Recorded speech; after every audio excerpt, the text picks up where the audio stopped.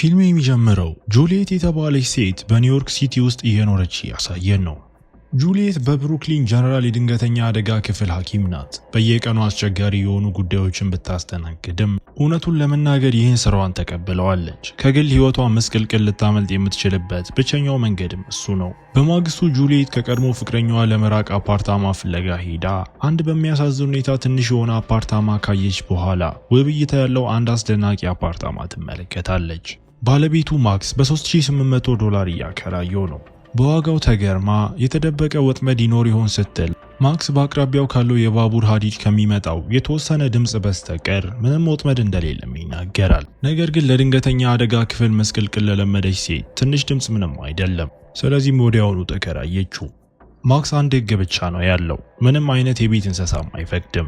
ጁሊየት በጣም ጥቂት የሆኑ የቤት ዕቃዎች ይዛ ገብታ አዲስ ጅምር ስለምትፈልግ የቀድሞ ህይወቷን የሚያስታውሷትን ምንም ነገር እንዲኖርም አትፈልግም። በተመሳሳይ ህንፃ ውስጥ የሚኖረው የማክስን አያት ኦገስትንም አግኝታው ሁሉም ነገር አሁን መልካም ይመስላል። ማክስና ጁሊየት ወዲያውኑ ተግባብተው ጥሩ ጓደኞች የሆኑም ይመስላሉ። በዚያች ምሽት ድምፁ ከጠበቀችው በላይ በጣም ከፍ ያለ ሆኖ በክፍል ውስጥ ያለው እያንዳንዱ ዕቃም ይንቀጠቀጣል። ሆኖም ግን በፍጥነት ተረጋግቶ ነገር ግን ጁሊየት እንቅልፍ እያሸለባት ሳለ የአንድ በር ማጠፊያ ስለታን ድምፅ ሲቀሰቅሳት ክፍሉን እየፈተሸች ብቻዋን እንዳልሆነችም ይሰማታል። ነገር ግን ቤቱ አሮጌ ቤት ስለሆነ የወለል ጣውላዎቹ ሲጮሁ የድምፅ መከላከያውም ደካማ እንደሆነ ተገንዝባ ይህንን በማሰብም ተረጋግታ ነገር ግን እሷ ስትወጣ በጨለማ ውስጥ አንድ ጥላም ያደባል። በማግስቱ ጠዋት ከደጃፉ አጠገብ ትንሽ ስጦታ ያገኘች ሲሆን ከጎረቤቶች የተደረገ አቀባበልም ነበር። በሆስፒታሉ ውስጥ የሥራ ፈረቃው አድካሚ ቢሆንም በዚህ ግን እሷ ደስ ብሏታል። ይህ በገዛ አልጋዋ ላይ ከማገጠባት የህይወቷ ፍቅር ከሆነው ከጃክ ላይ ሐሳቧን እንድታረቅም ያደርጋታል። ከሥራ በኋላ ማክስን ለስጦታው ስታመሰግነው እሱ ግን እሱ እንዳልሰጣት ተናግሮ የላከላትም ኦገስት ነበር። ጁሊየት ልቧ ተነክቶ ሆኖም ግን እየጨመረ የመጣውን የመረበሽ ስሜት ልታስወግደው አልቻለችም። በማግስቱ የሥራ ባልደረባዋ ሲድኒ ወደ አንድ የሥነ ጥበብ ኤግዚቢሽን እንድትሄድ አሳምናት እዚያ ሳሉ ማክስ በድንገትም አገኛት።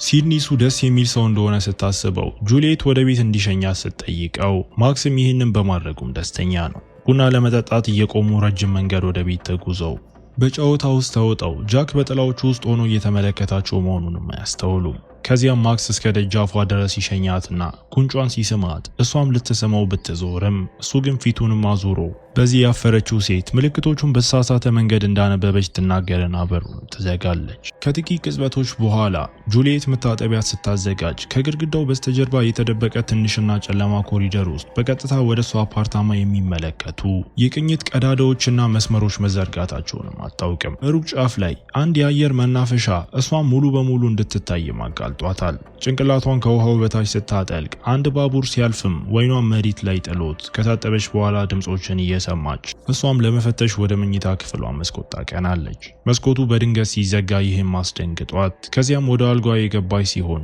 በማግስቱ ጃክ ሲደውል በመጨረሻም ስታነሳለት እሱ ይቅርታ ይጠይቃትና ሊጎበኛት እንደሚፈልግ ሲገልጽ እሷም መሄድ እንዳለባት ነግራው ስልኩንም ዘጋችው። ወዲያውኑ ማክስ ለራስ ሊጋብዛት ሲደውል እሷም ተስማምታ እራቱ በሱ ቤት ነው። እሱ ማራኪ ሲሆን ነገር ግን በጣም ማህበራዊ እንዳልሆነ ይናገራል። ምሽቱ ፍጹም ያማረ ሆኖ ወደ አፓርታማዋ ሲመልሳት ጁሊየት ነገሮችን ወደፊት ስለማስኬድ ፍንጭ ስትሰጥ ሁለቱም ለስሜት ለመሸነፍም ይዘጋጃሉ። ከዚያም ፊልሙ በፍጥነት ወደ ኋላ ተመልሶ ወደ መጀመሪያው ትዕይንትም ይሄዳል። የድንገተኛ አደጋ ክፍሉ ውስጥ ጁሊየት እየሰራች ትኩረት ያደረገች ሲሆን ግን ምንም አታውቅም። ማክስ ከኦገስት ጋር እዚያ አለ። ኦገስት የጭንቅላት ደም መፍሰስ አጋጥሞትም ነበር። ነገር ግን ማክስ ለእሱ ትኩረት ምንም አልሰጠውም።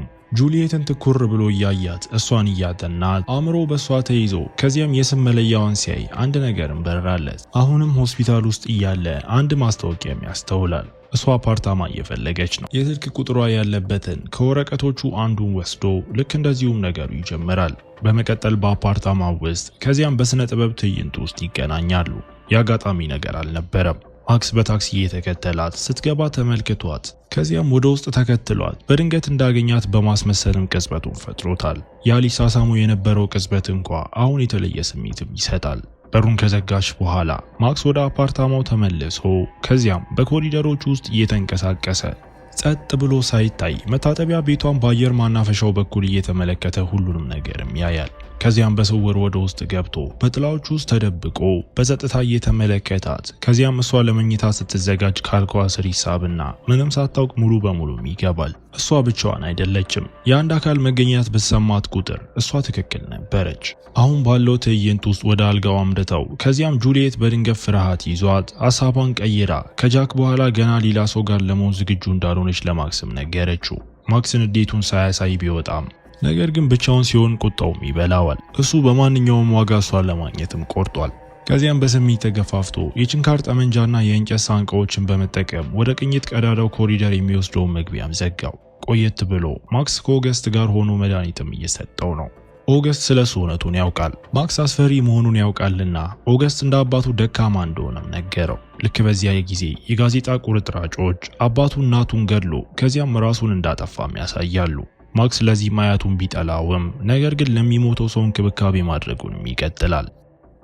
በኋላ ላይ በአንድ ካፌ ውስጥ በድንገት ተገናኝተው ስላለፈው ምሽትም ይቅርታ ስትጠይቀው እሱም አከራይና ተከራይ በመሆናቸው ነገሩ ሊወሳሰብ ይችላል በማለት ይህ ምናልባት ጥሩ ሐሳብ ላይሆን እንደሚችልም ነገራት። እሷም ተመሳሳይ ነገር እያሰበች ስለነበር ይህ ማለቱን ሲያስደስታት፣ ነገር ግን በውስጡ ማክስ እሷ በጣም በፍጥነት በመስማማቷም ተረብሿል። በዚያች ምሽት ማክስ እንቅፋቱንም አፈረሰው። እሷ ተኝታ ያለች ወደ ክፍሏ በስውር ገብቶ ሊስማ ሲሞክር እሷ ግን ስትዞርም ስለዚህ ሮጦ ወጥቶ በአጋጣሚ የወለል ጣውላዎቹን ሲያጮው ድምፁ ከእንቅልፏ አንቀሰቀሳት። ድምፅ ወደ ሰማችበት ወጥ ቤት ስታመራ ማክስ በወጥ ቤቷ ቁምሳጥኑ ውስጥ ባለው ሚስጥራዊ በር በኩልም እየተመለከታት ወደ ቁምሳጥኑ ውስጥ ገብታ ግድግዳውን ስትገፋው እሱ ግን ተደርምሶ ወደ ሚስጥራዊ የወይን መደርደሪያም ወሰዳት። በማግስቱ ለማክስ ስለ ጉዳዩ ስትነግረው እሷ ስራ ላይ ያለች ማክስ ሊያስተካክለው ፈቃደኛ ሲሆን ጥሩ ጓደኛ እንደሆነ ነግረውም ትሄዳለች። እሷ በሌለችበት ጊዜ ማክስ አፓርታማዋን በበለጠ እየተዘዋወረ ወደ መታጠቢያ ቤት ገብቶ ጥርስ ብሩሿን ሲጠቀም ከዚያም በመታጠቢያ ገንዳ ውስጥ በእጆቹ ነገሮችንም ያደርጋል።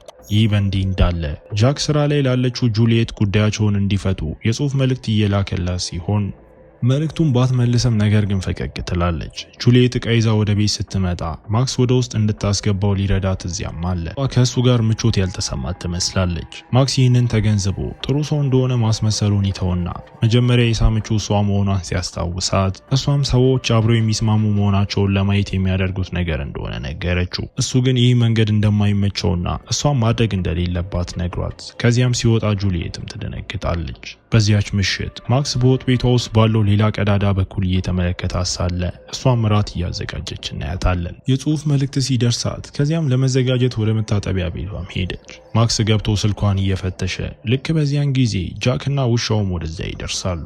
ማክስ ሲደበቅ ውሻው ማክስን ያውቅና ወደ ወጥ ቤቱ ቁምሳጥን መጮህ ጀመሩ። ከእራት በኋላ እነሱ ስለመለያየቱም ያወራሉ። ጃክ ጥፋቱን እሷ ስራ ላይ ብዙ ጊዜ በማሳለፏ ላይ ለማላከክ ሲሞክር ጁሊየትም በዚህ ስትናደድ፣ ስለዚህ ማክስ ጥፋቱን አምኖ በትክክል ይቅርታ ጠየቃት። ሌላ እድል እንድትሰጠው ሲለምናት ጁሊየትም ሰጥታው ወደ ቀድሞ ስሜታቸውም ይመለሳሉ። በክፍሉ ውስጥ ሶስተኛ ሰው መኖሩን በመታጠቢያ ቤት ውስጥ ካለው ባለ ሁለት አቅጣጫ መስታወት በስተጀርባ ሆኖ ሙሉን ነገር እየተመለከተ መሆኑንም አያውቁም። ጃክ ከውሻው ጋር ከወጣ በኋላ ጁሊየት ለራሷ ሌላ ብርጭቆ ልትቀዳ ስትመጣ ማክስ ከስሪንጅ ውስጥ ወደ ወይኗ መድኃኒት ጨምሮ ብዙም ሳይቆይ ጁሊየት በአልጋዋ ላይ ራሷን ስታም ትወድቃለች። ማክስ ከአልጋዋ ስር የተኛ ሲሆን ጁሊየት ሙሉ በሙሉ በእሱ ቁጥጥር ስር ናት። በማግስቱ ጠዋት ጁሊየም ረጅም ሰዓት እንቅልፍ ተኝታ ከዚህ በፊት እንደዚህ ተኝታ ስራ አምልጧት አያውቅም። አቅም እንደሌላትም እየተሰማት ሐኪም እንደመሆኗ መጠን የሆነ ችግር እንዳለ ገብቷት ለሳምንታት እንቅልፍ ሰዓቷን እያሳለፈባት ስለሆነ እብድ እንዳልሆነች ለማረጋገጥ የክትትል ካሜራዎችን ገጥማ አንዱን ወደ መኝታ ክፍሉ ሌላኛውን ደግሞ ወደ ዋናው በርም አደረገች። ካሜራው የሚቀርጸው እንቅስቃሴ ሲኖር ብቻ ነው። ይህ በእንዲህ እንዳለ ማክስ ኦገስትን በመንከባከብ እንደሰለቸው ወስኖ ስለዚህ ስቃዩን ያበቃና ህይወቱን ለዘላለምም ይጨርሰዋል። ከዚያም ጁሊየትና ጃክን ለራስ ሲወጡ እየተከተላቸው ከተለያዩ በኋላ ማክስ ጃክን በድልድዩ ላይ በድንገት አግኝቶት በደረጃው ላይም ገፋው። ጁሊየት ወደ ቤት ስትደርስ የካሜራ ምስሏን ብትፈትሽም እሷ ስትወጣና ስትመለስ ብቻ እንጂ ሌላ ምንም የለም። ለራሷ ወይን በብርጭቆ ትቀዳና ሌላ የመድኃኒት እንቅልፍ ውስጥም ወደቀች። እሷ ተኝታ እያለች ማክስ ገብቶ ወደ ጨለማ ምኞቶቹ መለወጥ ጀምሮ ነገር ግን እቅፍ አድርጎ ሲይዛት ጁሊየት በፍርሃትም ትነቃለች። ማክስ ተጨማሪ መድኃኒት ወቅቷት ጁሊየት ቀስ በቀስ አይኖቿንም ዘግታ ማክስ በገዛ ድክመቱ ተጸጽቶ በእንባ ሲሰበርም እናየዋለን። ጠዋት ላይ እንደገና እንቅልፍ የሥራ ሰዓቷን አሳልፎባት ከዚያም መሬት ላይ የስሪንጅ ክዳን ማስተዋለች። በሆስፒታሉ ውስጥ የመርዝ ምርመራ ለማድረግ ወስና እሷ ስራዋ ላይ ያለች ማክስ በአፓርታማው ውስጥም ነው።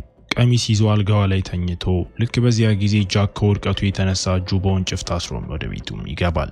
በወጥ ቤቷ ቁም ሳጥን ውስጥ ያለው ሚስጥር በር አስተውሎ ማክስ ከጀርባው ስለነበረ ሳይታሰብም ጃክን አጥቅቶት ጁሊየት የደም ምርመራ ውጤቱን በመጨረሻ አግኝታ ውጤቱ የሚያስደነግጥ ሲሆን ከፍተኛ የማስታገሻ መድኃኒት መጠን እንደተሰጣትም አወቀች። በፍጥነት ለጃክ ብትደውልም ነገር ግን ምንም ምላሽ የለም። ወደ ቤት እንዳይመጣ የሚነገር የስልክ መልእክትም ትተውለታለች። ወደ ቤት ፈጥና አፓርታማው ባዶ ቢመስልም ጃክ ያመጣውን ቦርሳ አስተውላ እንዲሁም በካሜራው ላይ በርካታ ቅጂዎች ስላሏት ስትመለከታቸው ያየችው ነገር እስከ ነፍሷ ድረስም አስደነገጣት። ልክ በዚያን ጊዜ ማክስ ወይን ይዞ ሲገባ እሷም እንደተለመደው ለመሆን እየሞከረች ከእሱ ጋር ስትቀመጥ ለጓደኝነታቸው ብርጭቆ ቢያነሳም እሷ ግን ብርጭቆውን አትነካውም። ወይኑ መድኃኒት እንደተቀላቀለበት ታውቃለች። ለጃክ ለመደወል ስትሞክር ማክስ ስልኩን ቀምቷት ጭንብሉን በመጨረሻ ይወልቃል። ክህደት እንደፈጸመች ሲከሳት ልታመልጥ ብትሞክርም እሱ ግን በልጦ ይዟት በብርቱ እየታገለችው በሚያስገርም ሁኔታ የበላይነቱን ስታገኝ እሱ ደግሞ ከሰነዘረችበት ብታምልጦ በህመም ከክፍሉ ይወጣና ይጎልፍባታል። ማክስ እንደገና ሲያጠቃት ጁሊየት ጥንቃቄውን እንዲያላላ እየጠበቀች ታዛዥም ትመስላለች። ሳያስብ ገፍታው ወደ መታጠቢያው ቤትም ፈጥና በበሩ ስንጥቅ ውስጥ ተመልክታ ከዚያም ማክስ እንጨቱን ሲመታው መስታወቱ ተከስክሶ ማክስ በግድግዳው በኩል ሰብሮ በመግባትም ይይዛታል።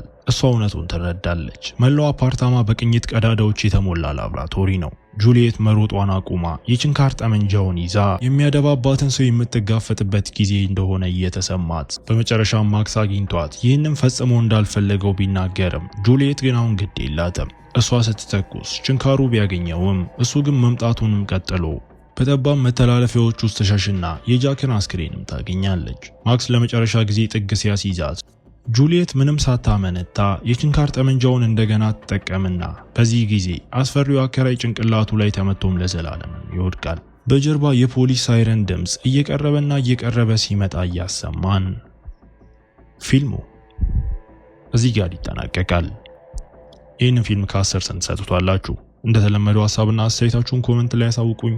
እስከ መጨረሻው አብራችሁኝ ስለነበራችሁ አመሰግናለሁ። በቀጣይ ቪዲዮ እስክንገናኝ መልካም ጊዜ